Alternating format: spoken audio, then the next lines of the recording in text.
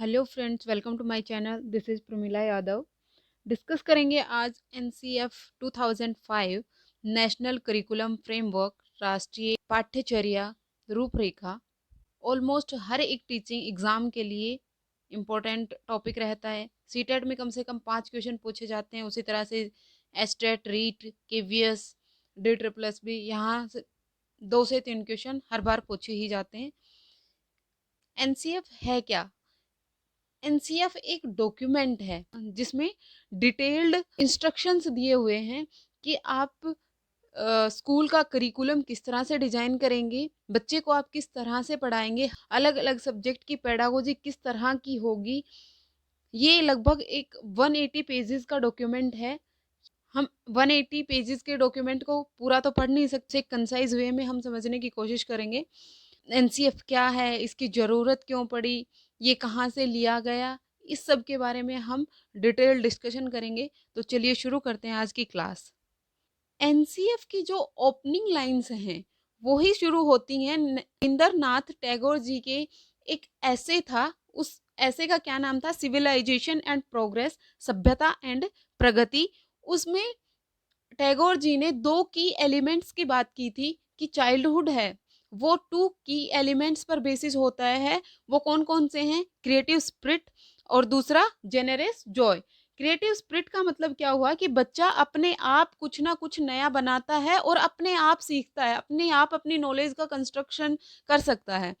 दूसरी बात हुई थी जेनरस जॉय की कि बच्चे की जो हैप्पीनेस है उसको एक्सप्रेस होने दीजिए। बच्चे को आप शिक्षा के बोझ के नीचे मत दबाइए, बच्चे की क्रिएटिविटी को बाहर आने दीजिए। एनसीएफ कहाँ से लिया गया? एनसीएफ को नेशनल एजुकेशन पॉलिसी 1986 और प्रोफेसर यशपाल की कमेटी से लिया गया।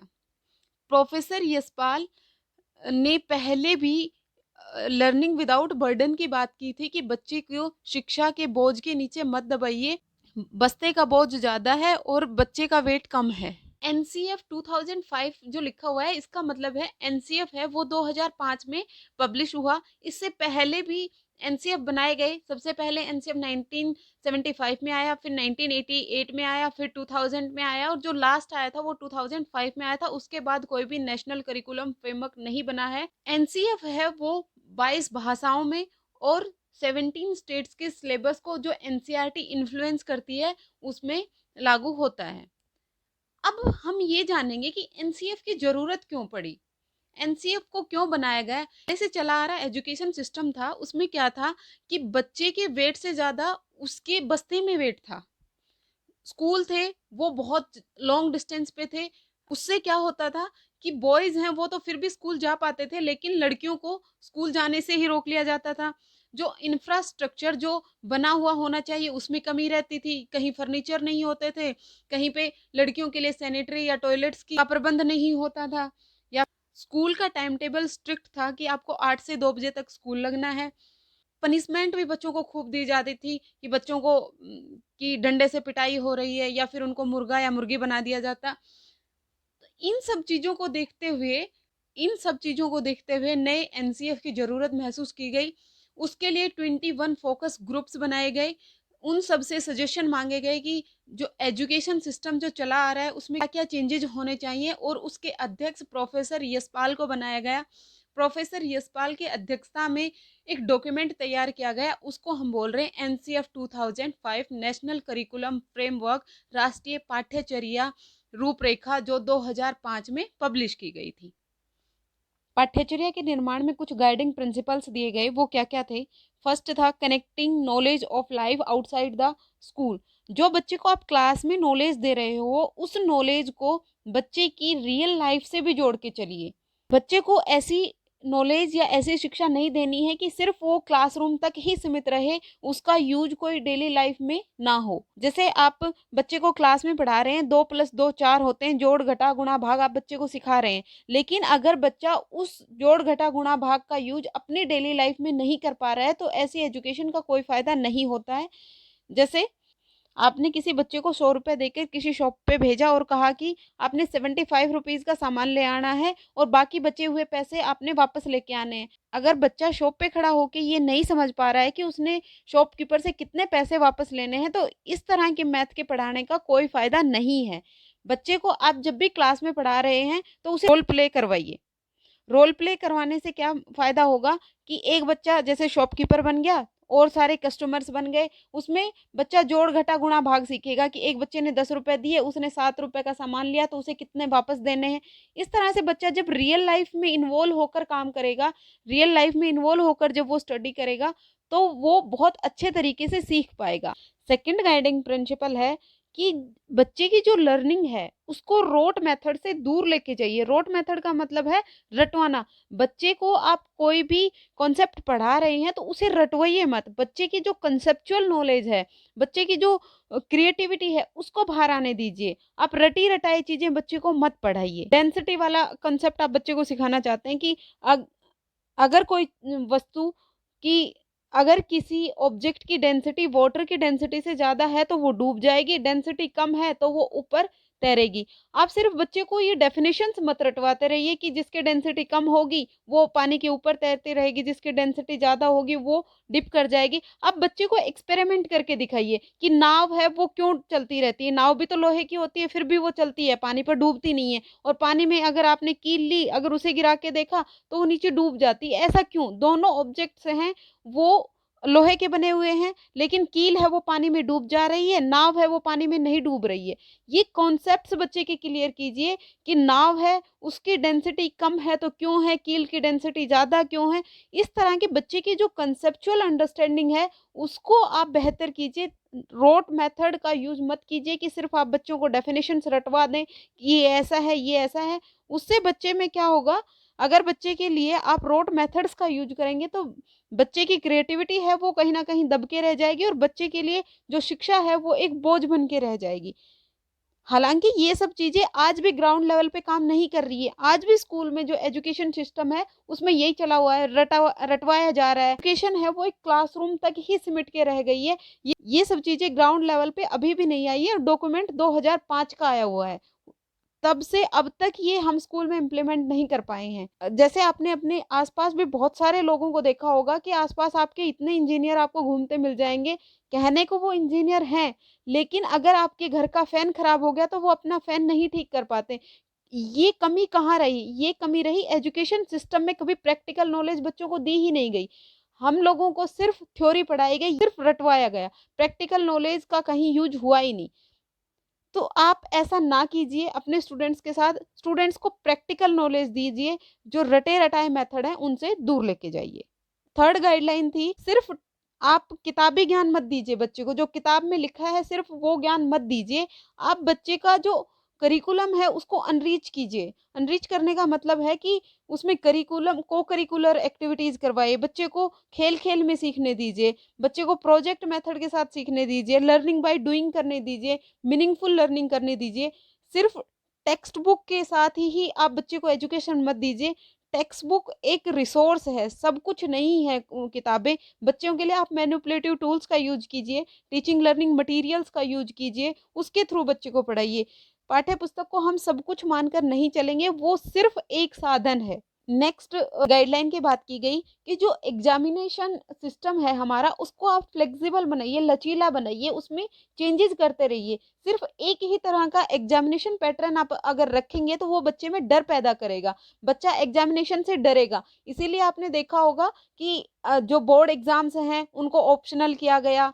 आपके एग्ज़ामिनेशन सिस्टम में एसए, एफए डाले गए कि समेटिव असेसमेंट कीजिए, फॉर्मेटिव असेसमेंट कीजिए, बच्चे का हर एक चैप्टर के साथ-साथ आप टेस्ट लीजिए। सीसीई की बात की गई, कंटीन्यूअस कॉम्प्रिहेंसिव इवैल्यूएशन की बात की गई। बच्चे का हर एक एस्पेक्ट का इवैल्यूएशन कीजिए कि ताकि बच्चा अगर रेगुलर एग्ज़ाम देता रहेगा तो उसके मन से एग्ज़ामिनेशन का डर खत्म होगा। जहाँ भी ज़रूरत हो आप एग्ज़ामिनेशन को फ्लेक्सिबल बनाइए, हर तरह के क्वेश्चन उसमें डालिए। सिर्फ़ पेपर पेंसिल टेस्ट मत लीजिए कि बच्चे को सिर्फ़ लिख के ही दिखाना है। आप बच्चे को ऑब्ज़र्व करिए, ये सब चीज़ें डाली गई। 5th गाइडलाइन थी कि आप सिर्फ़ बच्चे को पढ़ा लिखा मत बनाइए, सिर्फ साक्षर मत बनाइए कि हाँ हमने बच्चे को डिग्री दे दी है या बच्चे को क्लास में हमने पास कर दिया है। सिर्फ उतना नहीं करना है। जब बच्चा स्कूल से निकले तो हमारे देश के लिए जो उसकी रिस्पॉन्सिबिलिटीज है, जो नेशन के लिए उसकी रिस्पॉन्सिबिलिटी है, जो डेमोक्रेटिक कंट्री में एक रिस्पॉन्सिबल सिटीजन की जो करेक्टरिस्टिक्स होनी चाहिए, वो सब भी उसमें डेवलप हों। ये मेन 5 गाइडिंग प्रिंसिपल्स थे। यहाँ से हर बार क्वेश्चन रिपीटेडली पूछे जाते हैं। नेक्स्ट आता है लर्निंग एंड नॉलेज, सीखना और ज्ञान। सबसे मेन इंपॉर्टेंट बात है कि आप नॉलेज को इंफॉर्मेशन के साथ इंटरमिक्स मत कीजिए। ज्ञान है वो सूचना से अलग होता है। इंफॉर्मेशन का मतलब होता है कि आपको कोई भी सूचना दे दी गई, वो आपका ज्ञान नहीं होता है। जितने भी सोशल इश्यूज हैं उनके प्रति बच्चे को आप सेंसिटाइज कीजिए, बच्चा उनके बारे में सोच सके। जैसे हम ये देखते हैं, जेंडर बायसनेस बहुत देखते हैं कि लड़का ये काम कर सकता है, लड़की ये काम नहीं कर सकती है, या ये काम सिर्फ लड़की ही कर सकती है। रोटी बनाने का काम लड़की का ही है, लड़का काम नहीं कर सकता है। ऑफिस जाने का काम सिर्फ लड़के का है, लड़की नहीं जाती है। जो ये रूढ़िबद्धताएं हैं, इनके बारे में भी बच्चे को आप सेंसिटाइज कीजिए। बहुत सारे जितने भी सोशल इश्यूज चल रहे हैं हमारी सोसाइटी में, उनको लेकर भी आपको बच्चे को सेंसिटाइज करना है। सिर्फ आपको बच्चे को किताबी ज्ञान या स्कूली ज्ञान नहीं देना है। बच्चे की एजुकेशन को किसी भी एक स्पेसिफिक सब्जेक्ट की बाउंड्री में मत बांधिए कि आप सिर्फ बच्चे को मैथ पढ़ा रहे हैं तो सिर्फ आप उसे मैथ ही ना पढ़ाएं, बाकी भी सब्जेक्ट्स के साथ उसे इन्वॉल्व करके चलिए। बच्चे की नॉलेज को स्पेसिफिक एक सब्जेक्ट में मत बांध के रखिए कि मैथ का टीचर सिर्फ मैथ पढ़ाएगा। जब बच्चा मैथ पढ़ रहा है तो वो साथ साथ, जैसे इंग्लिश मीडियम में अगर बच्चा मैथ पढ़ रहा है तो उसकी इंग्लिश लैंग्वेज के प्रति भी उसकी समझ बेहतर हो रही है। अगर हिंदी मीडियम में पढ़ रहा है तो वो हिंदी भी सीख पा रहा है। अगर बच्चा साइंस पढ़ रहा है तो साइंस के साथ साथ वो मैथ भी पढ़ पा रहा है। तो इंटीग्रेटेड मैनर में पढ़ाइए। सिर्फ ये नहीं है कि मैथ का टीचर सिर्फ मैथ पढ़ाएगा, साइंस का टीचर सिर्फ साइंस पढ़ाएगा। अगर आपने इस तरह की बाउंड्री बना दी तो बच्चे की जो नॉलेज है वो अच्छी नहीं हो पाएगी, बच्चा उसमें बोर होने लगता है। एक सब्जेक्ट का दूसरे सब्जेक्ट में जब आप इंटरलिंक करके पढ़ाएंगे तो जो सब्जेक्ट है वो बच्चे के लिए इंटरेस्टिंग हो जाता है। एनसीएफ ने जो टीचर का रोल दिया है वो एक फैसिलिटेटर का रोल दिया है, एक सुविधादाता का रोल दिया है। एनसीएफ कहता है कि टीचर क्या करेगा, टीचर सिर्फ सिचुएशंस को बनाएगा, सिर्फ परिस्थितियों का निर्माण करेगा बच्चे के लिए। बच्चा खुद से सीखेगा। जहां भी बच्चे को हेल्प की जरूरत होगी वहां पर टीचर अवेलेबल होगा उसकी हेल्प करने के लिए। सब कुछ टीचर नहीं करेगा। एजुकेशन है वो टीचर सेंटर्ड ना होकर चाइल्ड सेंटर्ड होगी। बच्चा अपने अकॉर्डिंग सीखेगा, वो करके सीखेगा। एनसीएफ है वो एक तरह से कंस्ट्रक्टिविज्म पे बेस्ड है, रचनावाद पे बेस्ड है कि बच्चे को करके सीखने दीजिए, बच्चे को एक्टिवली इंगेज रखिए। जितना बच्चा एक्टिवली इंगेज होगा उतना ही बच्चा बेहतर तरीके से सीख पाएगा। नेक्स्ट है curriculum areas, school and assessment. इसमें सबसे पहले बात की गई इम्प्लीमेंटेशन ऑफ 3 लैंग्वेज फॉर्मूला, त्रिभाषा सूत्र जो कोठारी आयोग ने दिया था 1964-1966 के अराउंड। 3 लैंग्वेज फॉर्मूला क्या था? इसमें 3 लैंग्वेज, 3 भाषाओं की बात की गई। अगर कोई भी स्टेट हिंदी स्पीकिंग स्टेट है तो उसमें जो फर्स्ट लैंग्वेज है वो हिंदी होगी या फिर मदर टंग होगी, सेकंड लैंग्वेज उसकी इंग्लिश होगी, थर्ड लैंग्वेज कोई भी एनी अदर मॉडर्न लैंग्वेज होगी। इसी तरह से अगर नॉन हिंदी स्पीकिंग स्टेट्स हैं उसमें फर्स्ट लैंग्वेज मदर टंग होगी, सेकंड लैंग्वेज हिंदी होगी और थर्ड लैंग्वेज इंग्लिश होगी। 3 लैंग्वेज फॉर्मूला को इम्प्लीमेंट करने का मतलब था कि बच्चे को सबसे पहले उसकी जो मातृभाषा है, जो उसकी मदर टंग है, उसमें सिखाइए। ऐसा नहीं है कि बच्चे जैसे ही स्कूल में आया और आपने उसमें उसे इंग्लिश में इंस्ट्रक्शंस देना शुरू कर दिया। अगर आप ऐसा करेंगे तो बच्चा बेहतर तरीके से नहीं सीख पाएगा। सबसे अच्छे तरीके से बच्चा जब सीखेगा जब आप उसे उसकी मदर टंग में इंस्ट्रक्शंस देंगे, आप उसे मदर टंग में सिखाएंगे। तो इंडियन सोसाइटी है वो मल्टीलिंगुअल है, बहुभाषी देश है। यहाँ पर डिफरेंट डिफरेंट भाषाएं बोली जाती हैं। तो उन भाषाओं को आप एक रिसोर्स की तरह यूज कीजिए। बच्चे की भाषा को आप अपनाइए, उसको डिनाई मत कीजिए। एनसीएफ ने डिफरेंट डिफरेंट सब्जेक्ट की पेडागोजी की भी बात की है कि आप मैथ पढ़ाने के लिए बच्चे को किस तरह से पढ़ाएंगे, साइंस बच्चे को किस तरह से पढ़ाएंगे, एसएस किस तरह से पढ़ाएंगे। हर एक सब्जेक्ट की पेडागोजी के बारे में भी डिटेल्ड इंस्ट्रक्शंस दी हुई है। मैथमेटिक्स के बारे में बात की गई है। आप मैथ इस तरह से पढ़ाइए ताकि वो बच्चे की जो रीजनिंग और जो प्रॉब्लम सॉल्विंग एबिलिटीज हैं उसको इम्प्रूव करे, उसको बेहतर करे। जैसे आप बच्चे को एक आयत का क्षेत्रफल निकालना सिखा रहे हैं, तो सिर्फ उसे आप रटवाइए मत, L इंटू बी है वो आयत का क्षेत्रफल आ जाएगा। आप बच्चे को ग्राउंड में लेके जाइए, पार्क है वो आपका एक आयत या रेक्टेंगल की शेप का है, उसमें बच्चे का मेजरमेंट करवाइए कि इसकी लेंथ इतनी है, इसकी ब्रेथ इतनी है, तो अब हम इसका क्षेत्रफल निकालेंगे तो किस तरह से निकालेंगे। जब बच्चे को आप रियल लाइफ एक्टिविटीज में इन्वॉल्व कर पाएंगे तो बच्चा बेहतर तरीके से सीख पाएगा। सिर्फ मैथ पढ़ाना आपका ये उद्देश्य नहीं है कि आप बच्चे को जोड़ घटा गुणा भाग या फिर अलजेब्रा या फिर आप एल्गोरिथम बच्चे को पढ़ा दें। ये सब नैरो एम्स होते हैं, मैथमेटिक्स के ब्रॉड एम्स नहीं होते हैं।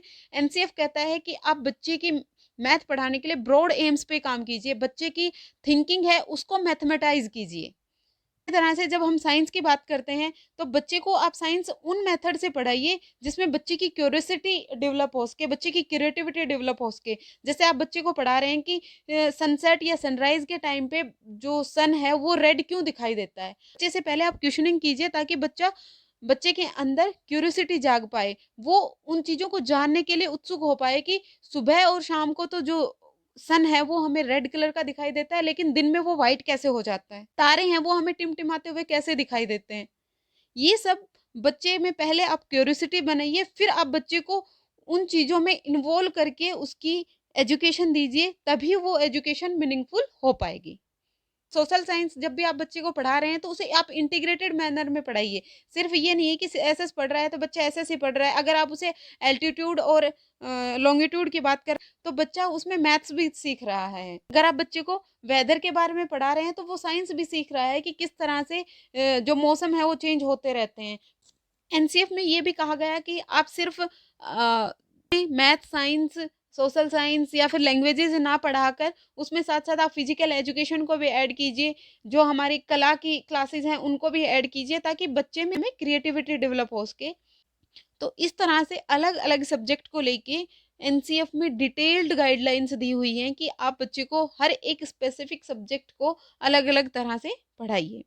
अब नेक्स्ट देखते हैं कि बच्चे को स्कूल और क्लास का कैसा इन्वायरमेंट दीजिए। सबसे फर्स्ट और फॉरमोस्ट होता है कि बच्चे को आप एक अनरिच्ड इन्वायरमेंट दीजिए। उसका मतलब क्या है, जैसे आपने प्राइमरी स्कूल में देखा होगा, बच्चे की जो क्लासरूम है उसको पूरी तरह से रंग बिरंगी पेंट करके उसमें ABCD 1 2 3 4 एनिमल्स बना दिए, वो एक अनरिच्ड एनवायरनमेंट का एग्जाम्पल होता है। एनसीएफ कहता है कि टीचर का सिर्फ काम सुविधा दाता है। आप बच्चे के सामने सिचुएशंस बनाइए, बच्चा खुद सीखेगा, खुद ब खुद सीखेगा। कंस्ट्रक्टिविज्म यही तो कहता है कि बच्चा अपनी नॉलेज को खुद कंस्ट्रक्ट कर सकता है, उसे किसी दूसरे की जरूरत नहीं होती है। बच्चे को डिसिप्लिन के नाम पे बांध के नहीं रखना है कि एकदम आप पिन ड्रॉप साइलेंस करके ही बच्चे को पढ़ाओगे तभी लर्निंग हो पाएगी।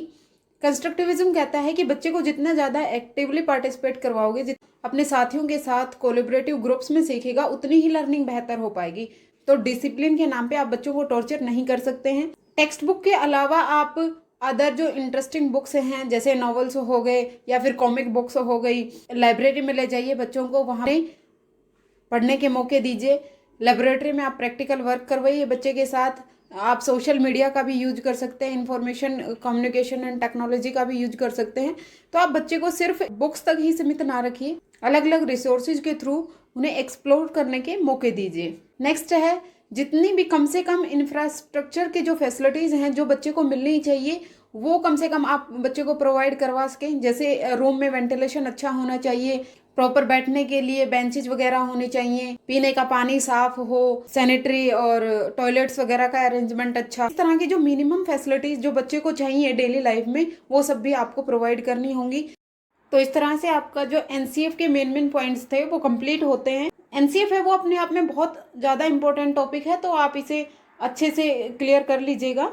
एनसीएफ के जो 5 गाइडलाइन प्रिंसिपल्स हैं, इससे खूब क्वेश्चन आते हैं कि बच्चे को आप रोड लर्निंग से दूर लेके जाइए, एग्जामिनेशन सिस्टम को आप फ्लेक्सिबल बनाइए, बच्चे की जो लर्निंग है उसको डेली लाइफ से कनेक्ट कीजिए, टाइम टेबल को फ्लेक्सिबल रखिए। एनसीएफ है ये बेस्ड किस पे था, जो प्रोफेसर यशपाल की जो कमेटी थी और एनपीई जो national policy of education I थी 1986 उसको बेसिस पर बनाया गया था। इसको पब्लिश कौन करता है, एनसीएफ को पब्लिश एनसीईआरटी ने किया था। यह 22 लैंग्वेजेस में पब्लिश किया गया है। 17 स्टेट का जो सिलेबस है वो इससे इन्फ्लुएंस्ड है। इस तरह के क्वेश्चन बहुत बार पूछे जाते हैं। तो आप अपने सारे कंसेप्ट क्लियर कर लीजिएगा। आई होप आपका सारे कंसेप्ट क्लियर हो गए होंगे। Thank you and have a nice day.